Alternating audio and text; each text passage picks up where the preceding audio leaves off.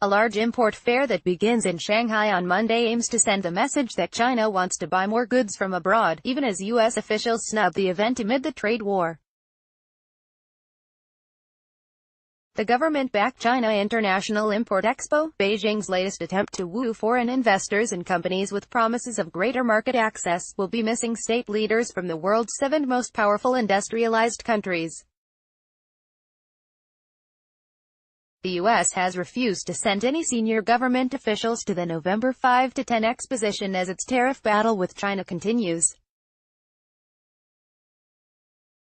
Joining it in absentia are fellow G7 nations Japan, Germany, Britain, France, Italy and Canada. Still, 180 American companies, from carmakers to a gourmet hot dog seller, will be among the more than 3,000 companies exhibiting at the fair, according to its website. Other participants include a number of big U.S. brands caught in the trade war's crossfire, including General Motors, Tesla, Qualcomm, Walmart and FedEx.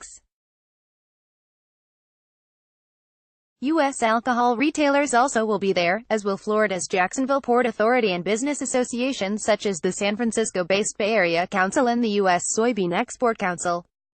Google, which reportedly plans to launch a censored version of its search engine in China, is registered to exhibit as well. News of its planned project raised eyebrows since the U.S. internet giant exited the world's second-largest economy nearly a decade ago over Beijing's strict censorship rules. European businesses hope China launches reforms to improve market access at Shanghai Trade Fair. Also, there will be Microsoft Corp founder and tech billionaire Bill Gates and Ford Motor president and chief executive Jim Hackett. On fire from Washington over its trade practices and lack of reciprocal market access, China recently has taken steps to mollify its critics. It has cut tariffs on imported consumer goods 3 times this year.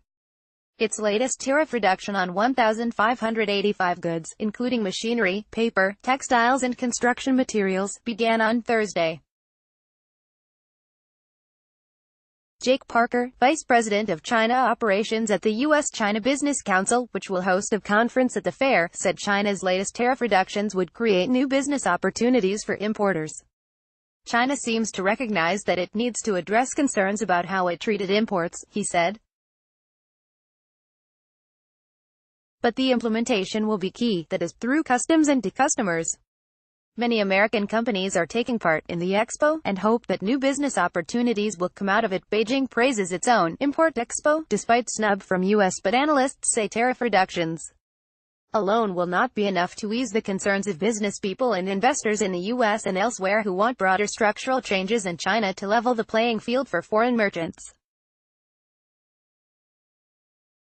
Months into the U.S.-China trade conflict, there may be a chance for negotiations, if Chinese President Xi Jinping and U.S. President Donald Trump hold talks at the annual G20 meeting in Buenos Aires later this month. Shi Yinheng, a Chinese government advisor and professor at Renmin University in Beijing, called the Import Expo a positive measure, aimed at expanding Chinese imports. But he said the action alone was not enough to make most countries and leaders believe China about expanding imports. U.S. says it will not send top officials to China Import Expo in November. Hopefully, China will continue these actions, she said. Since Sino-U.S. relations are not good, and the U.S. government's restrictions and influence on American companies is very strong, the expo will mostly be targeted at countries other than the United States. Everything that China does now to improve its trade practices is just the first step in a long march of 10,000 miles, she said.